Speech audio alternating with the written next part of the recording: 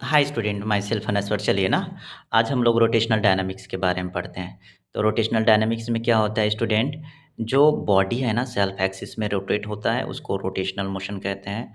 और rotational dynamics में एक और मोशन पढ़ोगे, that is called the circular motion.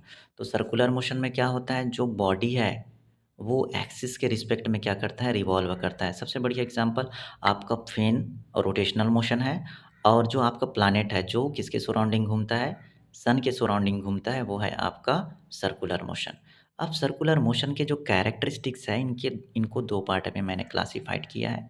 एक है it is an accelerated motion, ये एक्सेलरेटेड मोशन होता है। अब बोलेंगे सर एक्सेलरेटेड मोशन क्या होता है? एक्सेलरेटेड मोशन कहने का मतलब है स्टूडेंट, वेलोसिटी चेंजेस होता रहता है। कब? जब बॉडी कैसा घूमता है, सर्कुलर मोशन में घूमता है। और सर्कुलर मोशन में जब घूमता है ना बॉडी के, जब डायरेक्शन चेंज होता है तो वेलोसिटी भी चेंजेस होते हैं, उसी को कहा जाता है accelerated motion. And second point है यहाँ पे, it is a periodic motion. मतलब इसके जो सेकंड कैरेक्टरिस्टिक्स है वो क्या है, ये पीरियडिक मोशन को फॉलो करता है। पीरियडिक मोशन क्या होता है, जो अपने पाथ को रिपीट करता है। ओके ना, अब रोटेशनल डायनामिक्स को समझने के लिए मैंने थोड़ा सा सिंप्लीफाई किया है स्टूडेंट। देखिए कैसे सिंप्लीफाई किया है। रोटेशनल डायनामिक्स में जो रोटेशनल मोशन है वो फिक्स पॉइंट पे घूमता है, और सर्कुलर मोशन जब फॉलो करता है तो बॉडी जो है ना सराउंडिंग घूमता है किसके, एक्सिस के।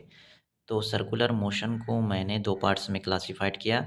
एक है आपका काइनेमेटिक्स ऑफ सर्कुलर मोशन, और दूसरा है आपका dynamics of circular motion. Kinematics कहने का मतलब है स्टूडेंट जिसमें आप फोर्स को कंसीडर नहीं करेंगे, ये पॉइंट याद रखना।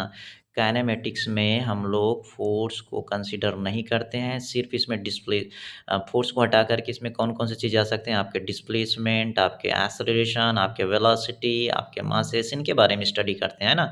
तो काइनेमेटिक्स ऑफ सर्कुलर मोशंस को मैंने दो पार्ट्स में क्लासिफाइड किया, एक आपका यूसीएम है और एक आपका नॉन यूसीएम है। दोनों में अंतर ये है स्टूडेंट कि इसमें जो है ना स्पीड क्या होते हैं, कांस्टेंट होते हैं, और इसमें स्पीड या तो डिक्रीज़ होगा या तो इंक्रीज़ होगा, पहला अंतर। दूसरा अंतर ये है स्टूडेंट कि इसमें मैग्नीट्यूड क्या होता है, सेम रहते हैं, और इसमें मैग्नीट्यूड सेम नहीं रहते हैं, दो अंतर हो गया।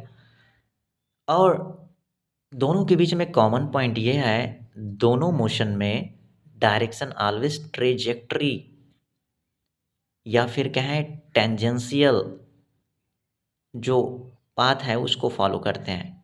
ये दोनों मोशन का कॉमन पॉइंट है।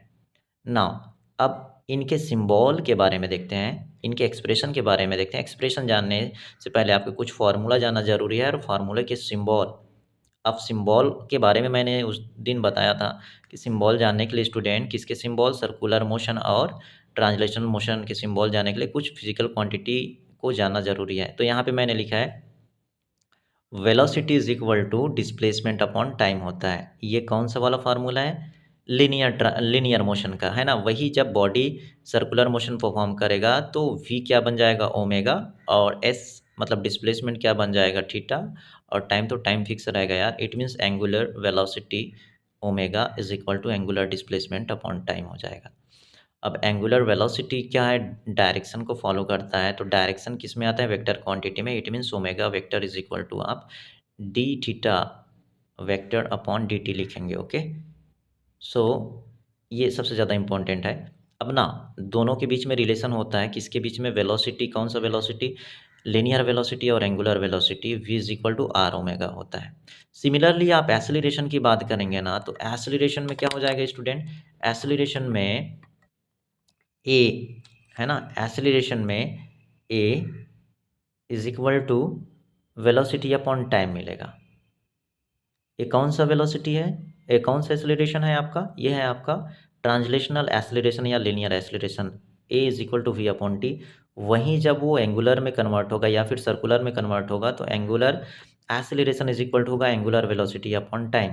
जिस तरीके से वेलोसिटी के बीच में रिलेशन फाइंड किए थे, कौन सा वेलोसिटी, लीनियर वेलोसिटी और एंगुलर वेलोसिटी के बीच में, वैसा ही आपका एंगुलर एक्सेलरेशन या फिर कहें लीनियर एक्सेलरेशन और एंगुलर वेलोसिटी के बीच में, एंगुलर एक्सेलरेशन के बीच में A is equal to R omega मिलेगा।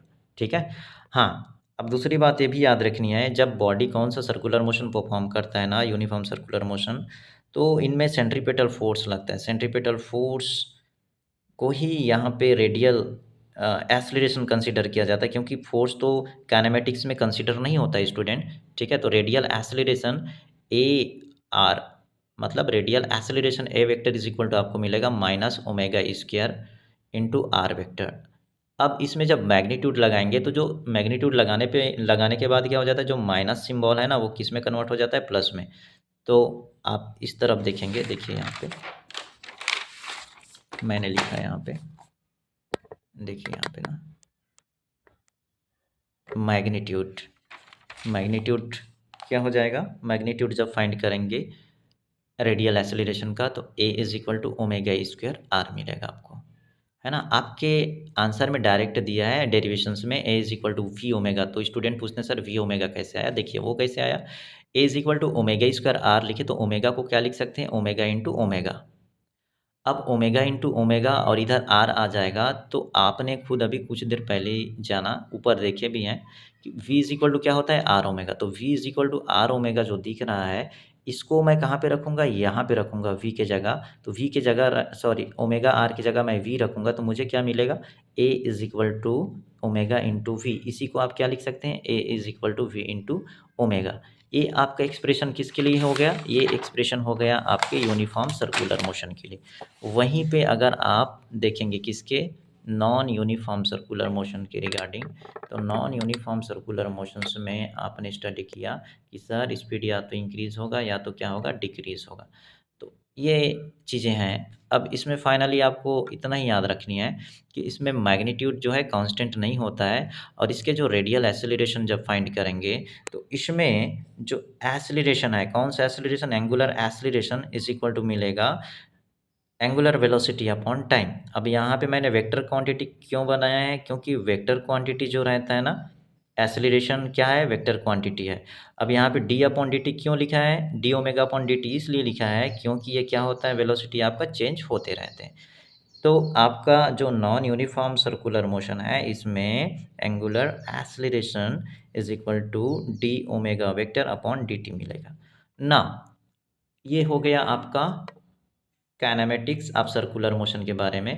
अब हम लोग देखते हैं स्टूडेंट किसके बारे में, अब हम लोग देखेंगे आपके डायनामिक्स ऑफ सर्कुलर मोशन के बारे में। तो डायनामिक्स ऑफ सर्कुलर मोशन बड़ा सिंपल है यार। डायनामिक्स ऑफ सर्कुलर मोशन में आप फोर्स को कंसीडर करेंगे, तो फोर्स को दो part, dynamics of circular motion में मैंने इसको दो पार्ट में क्लासिफाइड किया। एक का नाम है आपका सेंट्रीपेटल फोर्स और दूसरे का नाम है सेंट्रीफ्यूगल फोर्स।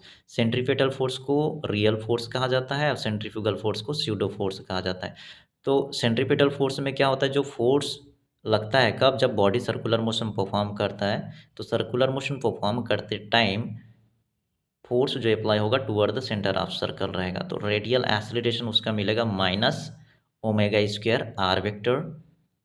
जब इसमें मैग्नीट्यूड लगाते हैं स्टूडेंट, तो A is equal to omega square R मिलता है। अभी कुछ देर पहले आपने देखा ये वाले में, है ना, किसमें, यूसीएम में। Now centripetal force is equal to, finally आप लिख सकते हैं centripetal force is equal to minus M omega square R. आप बोलेंगे सर ओमेगा एम क्या है, तो बॉडी जब ऐसा सर्कुलर मोशन परफॉर्म करता है ना, तो एम क्या है, मास ऑफ द बॉडी है, ठीक है। तो centripetal force is equal to minus M omega square R vector मिलेगा। वहीं पे सेंट्रीफ्यूगल फोर्स में जब बॉडी क्या करता है, सर्कुलर मोशन परफॉर्म करता है, तो away from the centre of circle जाता है। सो फाइनली अवे जाने की वजह से centrifugal force is equal to मिलेगा student M omega square R, और एक कौन सा सिंबल में होगा, प्लस सिंबल में हो जाएगा। तो आई होप कि ये चीज़ें आपको समझ में आया होगा। Thank you.